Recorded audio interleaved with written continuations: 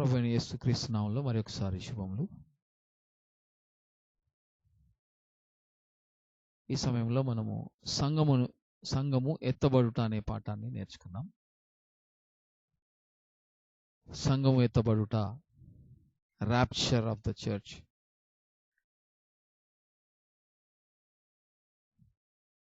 యేసుక్రీస్తు ప్రభువారి రాకడలో రెండు భాగాలుగా విభజించబడింది.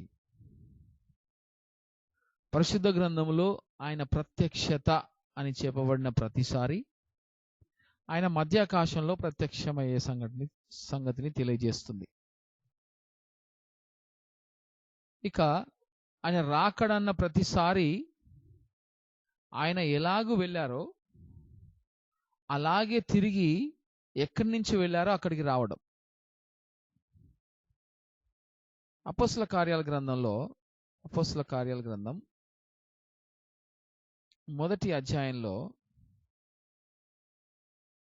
ఆయన ఆరోహణమవుతున్నటువంటి సందర్భాన్ని మనం చూడొచ్చు.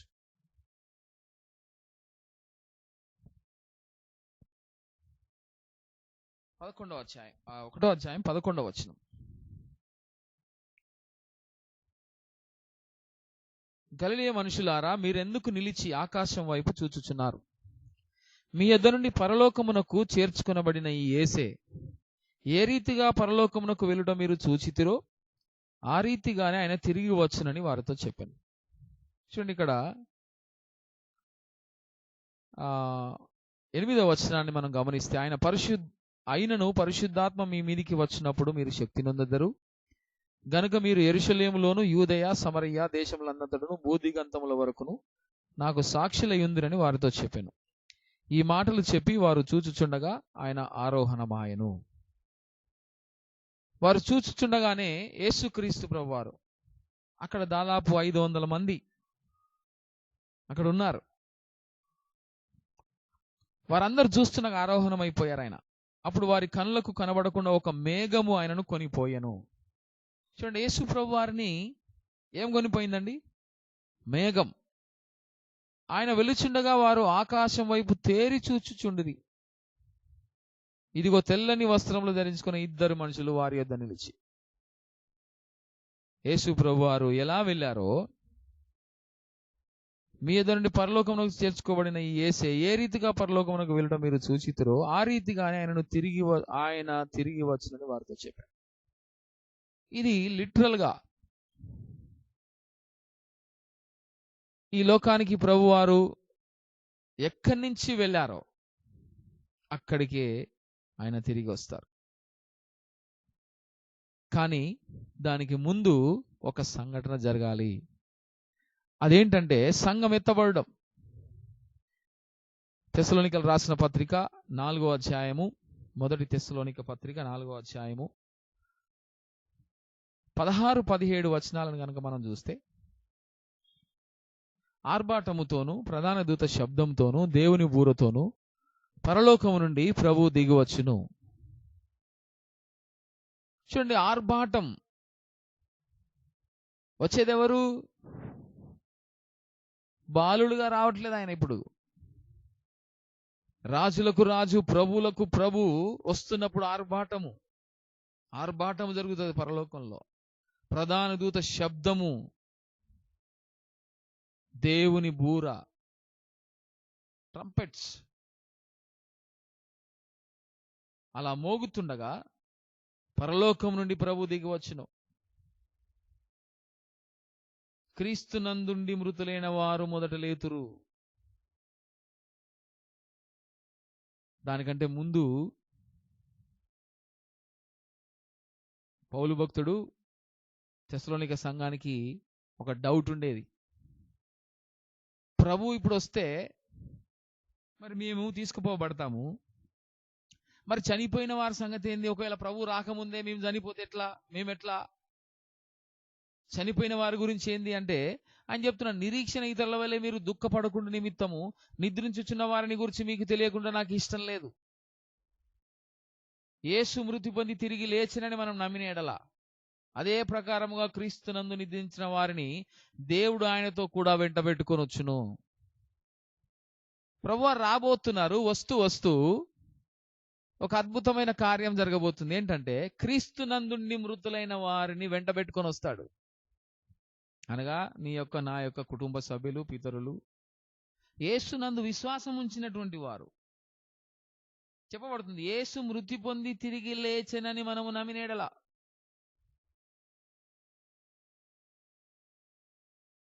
అదే ప్రకారముగా యేసునందు నిద్రించిన వారిని దేవుడు ఆయనతో కూడా వెంట పెట్టుకొని వస్తాడు. ప్రభు మాటను బట్టి మీతో చెప్పినదేమనగా, ప్రభు రాకడ వరకు నిలిచి ఉండు మనము నిద్రించిన వారి కంటే ముందుగా ఆయన సన్నిధికి చేరం. చచ్చిపోయిన గురించి ఏంటనేది ఇప్పుడు బతికిన వాళ్ళ బాధ అక్కడ. పౌలు చెప్తున్నాడు, ఒకవేళ క్రీస్తునందుండి మరణిస్తే మనకంటే ముందేం వారు ప్రభు సన్నిధికి చేరరు, దేవుడు వారిని వెంట పెట్టుకొని వస్తాడు. అంటే ఇప్పుడు దేవుని యందు విశ్వాసం ఉంచిన వారు ఆత్మలు కూడా ఆయన దగ్గరే ఉన్నాయి, కానీ ఆత్మలుగా ఉన్నాయి. కానీ వారిని వెంట పెట్టుకొని వచ్చి తిరిగి లేపుతాడు. రాయబడింది చూడండి. ఆర్భాటంతో, ప్రధాన దూత శబ్దంతో, దేవుని బూరతో పరలోకము నుండి ప్రభు దిగి వచ్చును.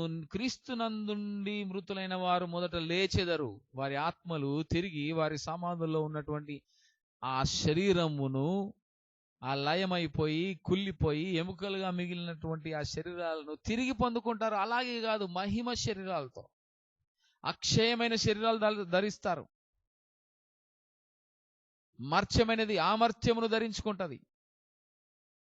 మొదట లేస్తారు వాళ్ళు, ఆ మీదట సజీవులమై నిలిచి ఉండు మనం. ఒకవేళ ఇప్పుడు గనక ప్రభు వస్తే క్రీస్తునందుండి ఉన్నటువంటి వారికి, యేసుక్రీస్తునందున్న వారికి, యేసుక్రీస్తునందు అనగా ఆయనను నమ్మి బాప్తిసం పొంది సత్తుగల సంఘములో నాటబడి చక్కటి బోధ చేత బోధింపబడుతూ, పాపమును విడిచిపెడుతూ, పరిశుద్ధతలో ఎదుగుతూ, వాక్యము విన్నా కొలది నీతిలో ఇంక్రీజ్ అవుతూ,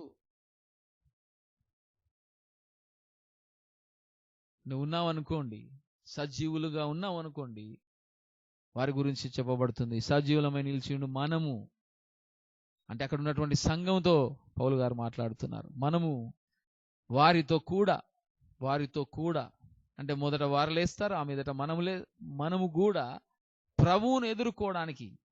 ఎక్కడికండి ఆయన వచ్చేది? ప్రభు దిగి వచ్చును. ఎక్కడికి దిగి వస్తాడు? భూమి మీదకి రావట్లేదు, మనమే పోతున్నాం. ఆకాశం ఎక్కడికి? ప్రభువుని ఎదుర్కోవడానికి ఆకాశం మండలం. దేవుని బిడ్డలారా గమనించండి, మనము భూమి మీద ఉన్నాం. మొదటి ఆకాశం, రెండవ ఆకాశం, మూడవ ఆకాశం. మొదటి ఆకాశం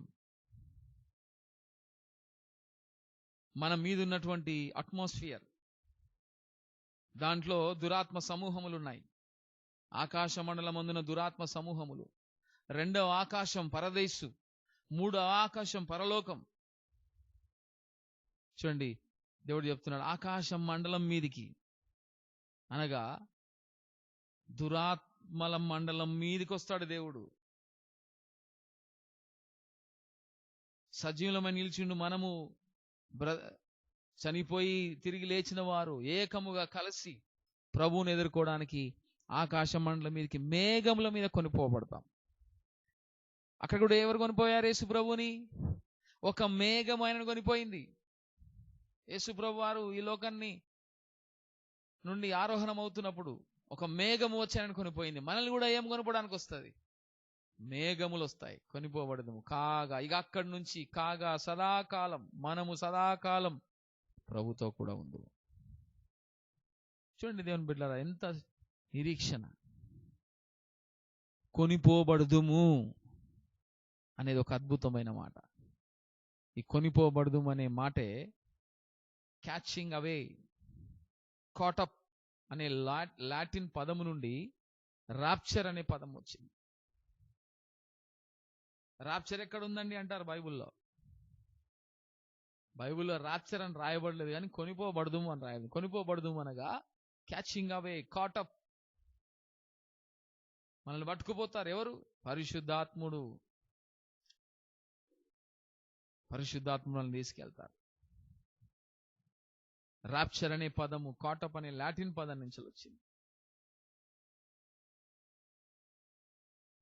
ఇది నిజమేనా, జరుగుతుందా అంటే తెస్సలోనిక పత్రిక 4:13-18 వరకు ఇప్పుడు మనం చదివాం. ఇక యోహాను సువార్త 14:2-3 వచనాలు మనం చూద్దాం. యోహాను సువార్త 14:2-3 వచనాలు.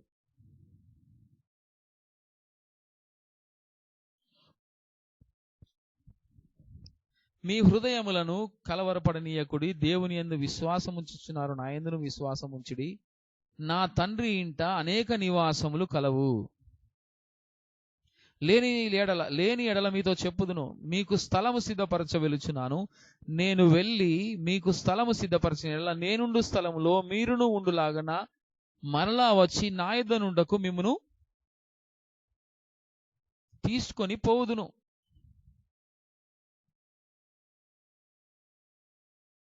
చూడండి, స్పష్టంగా చెప్తున్నాడు యేసు ప్రభు వారు, నా తండ్రి ఇంట అనేక నివాసాలు గలవు, స్థలము చాలా ఉంది, మీ కొరకు ఒక నివాసాన్ని సిద్ధపరచడానికి వెళుచున్నా. నేను వెళ్ళి నేను వెళ్ళి మీకు స్థలము సిద్ధపరచిన ఎడల నేనుండు స్థలములో, ఎక్కడికి తీసుకుపోతున్నాడండి? ఆయన ఉండే స్థలములోనికి. ఆయన మూడో ఆకాశంలో పరలోకంలో ఉంటాడు. నేనుండు స్థలములో మీరును ఉండులాగన మరలా వచ్చి నా యొద్ద ఉండుటకు మిమ్మల్ని తీసుకొని పోవుదును, కొనిపోవుదును. క్యాచింగ్ అవే. దేవుని బిడ్డలారా గమనించండి, ఇవన్నీ ప్రభు ఇచ్చినటువంటి వాగ్దానాలు. తీసుకుపోతాం మిమ్మల్ని. కొరింథీయులకు రాసిన మొదటి పత్రిక 15వ అధ్యాయం. 1 కొరింథీ 15.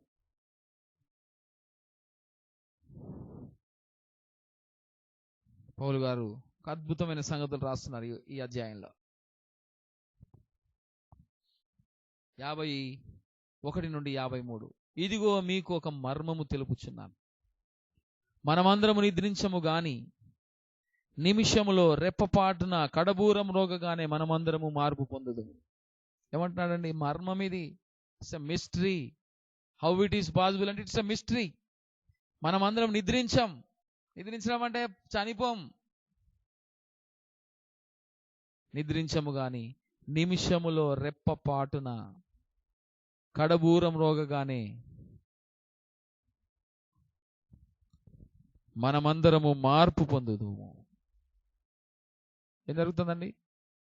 కడబూరం మోగానే మార్పు. నిమిషంలో రెప్పపాటున బూరమోగును, మనం అందరము మార్పు పొందుదాం. బూరం రోగును అప్పుడు మృతులు అక్షయులుగా లేపబడుదురు. చూడండి, మృతులు అంటే యేసుక్రీస్తు నందుండి మరణించినటువంటి వారు అక్షయులుగా లేపబడుదురు. మనము మార్పు నొందుదుము. వారేమో లేపబడతారు, మనమేమో మార్పు పొందుదాం. తెస్సలోనిక రాసిన పత్రిక 5వ అధ్యాయము అదే మాట చెప్తుంది. 1 కొరింథీ 15:51 అదే మాట చెప్తుంది. వారు లేస్తారు, మనము మార్పు నొందుదాం. క్షయమైన ఈ శరీరం అక్షయతను ధరించుకోవలసింది, మర్త్యమైన ఈ శరీరం అమర్త్యమును ధరించుకోవలసి ఉన్నది. క్షయమైనది అక్షయతను ధరించుకున్నప్పుడు, ఈ మర్త్యమైనది అమర్త్యమును ధరించుకున్నప్పుడు విజయమందు మరణము మృంగివేయబడెను. మరణము మనల్ని ఏమి చేయలేని ఒక అద్భుతమైనటువంటి శరీరాన్ని మనం పొందబోతున్నాం. ఇంకా చూడండి, తీతుకు రాసిన పత్రిక 2వ అధ్యాయము, తీతు పత్రిక 2:13 చూస్తే,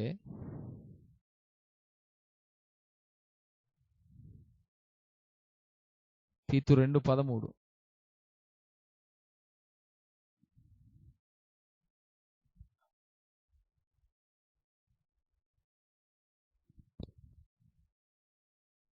అనగా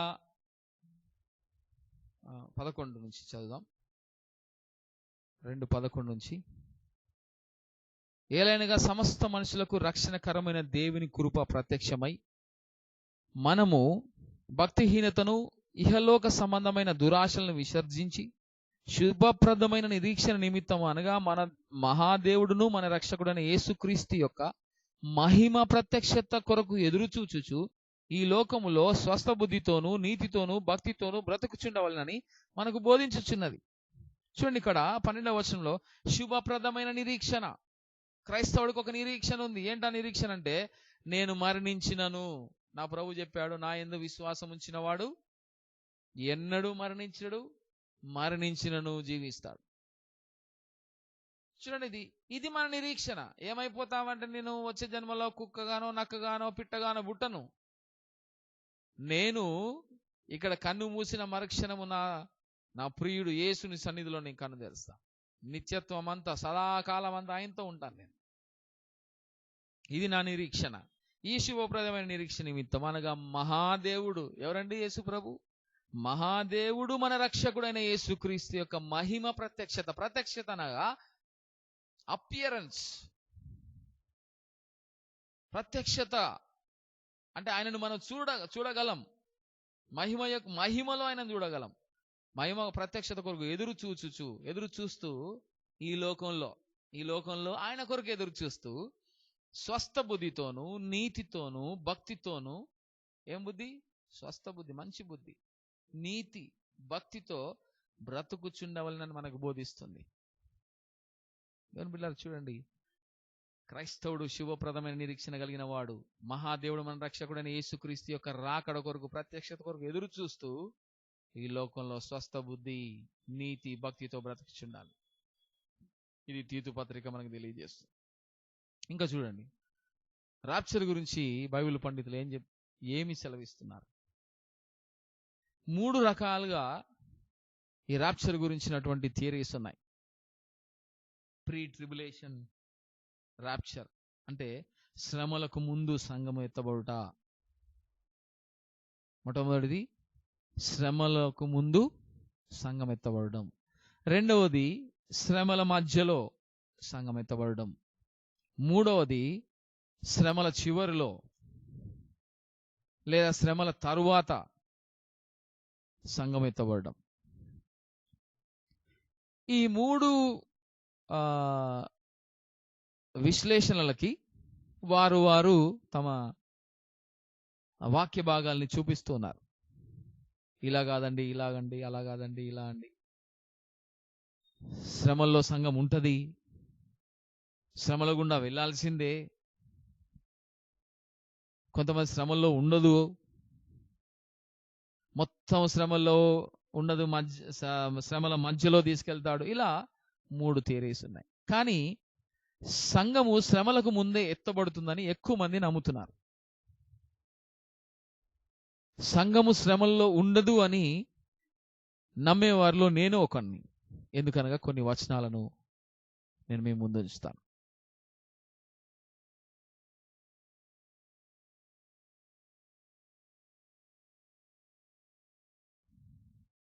గమనించండి.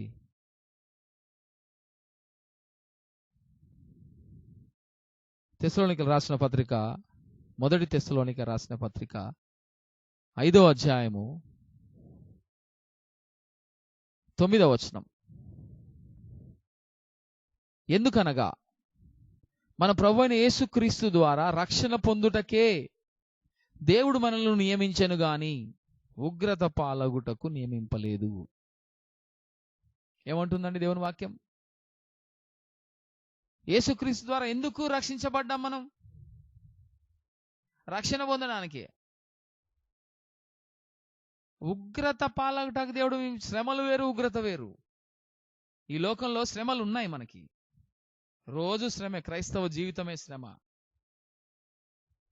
వాక్యం మనల్ని కట్టేస్తుంది. వాక్యము ప్రకారం నడిచే వాళ్ళకి ఈ లోకంలో జీవించడం బహు కష్టం. అన్ని రిస్ట్రిక్షన్ చేస్తుంది వాక్యం. అన్ని పనులు మనం చేయలేం.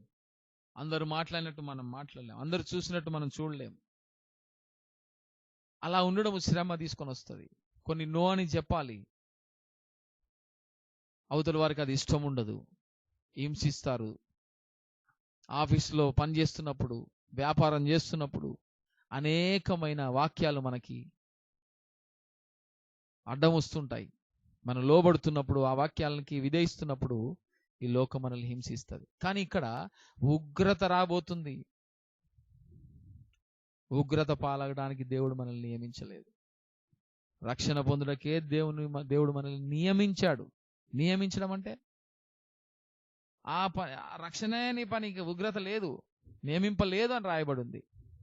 ఇంకా చూడండి, ప్రకటన గ్రంథము 3వ అధ్యాయం 10వ వచనంలో ఈ ఒక్క సంఘముతోటే ప్రభు దాని మీద నేరం మోపకుండా దాన్ని అప్రిషియేట్ చేసిన ఒకే ఒక సంఘం. 3:10 అంటున్నాడు, నీవు నా ఓర్పు విషయమైన వాక్యము గైకొంటివి. చూడండి, ఓర్పుతో వాక్యం గైకొంది ఆ సంఘం. కనుక భూనివాసులను శోధించుటకు లోకమంతటి మీదికి రాబో శోధన కాలంలో నేను నిన్ను కాపాడేదను. ఏమంటున్నాడు? లోకమంతటి మీదికి జడ్జిమెంట్, శోధన రాబోతుంది. ఇప్పుడు పార్షియల్ జడ్జిమెంట్స్ వస్తున్నాయి. ఇప్పుడు అక్కడక్కడ పాపము పండిపోయినప్పుడు పార్షియల్ జడ్జిమెంట్ దేవుడు ఇస్తూనే ఉన్నాడు. కానీ ఒకరోజు సమయం పూర్తయిన తర్వాత ఆయన కుమారుని నమ్మనందుకు, ఎందుకు నమ్మనందుకు? 2వ కీర్తనలో అంటాడు, కుమారుని ముద్దు పెట్టుకొనుడి, లేని ఎడల ఆయన కోపించును. ఏ కుమారుడు? ఇదిగో ఈయనే నా ప్రియ కుమారుడు. ఎవరి గురించి చెప్పాడు? యేసుక్రీస్తు ప్రభువారి గురించి. ఆయన ముద్దు పెట్టుకోమంటే విగ్రహాలు చేసుకొని ముద్దు పెట్టుకోవడం కాదు, ఆయన వాక్యాన్ని నమ్మి వాక్యాన్ని ఇష్టంతో చేయడం. అదే అంటున్నాడు, నా వాక్యం విషయమై నీవు నా ఓర్పు విషయమైన వాక్యమును గైకొంటివి గనుక భూనివాసులను శోధించుటకు లోకమంతటికి మీదికి రాబో శోధన కాలములో నేను నిన్ను కాపాడేదను. దేవుడు కాపాడుతాడు. I also will keep thee from hour of temptation. Greek లో ఈకే అని రాయబడింది. Out of the hour of temptation. ఆ సమయములో కంప్లీట్ గా బయట పెట్టేస్తాడంట, అక్కడ ఉండనే ఉంచడు.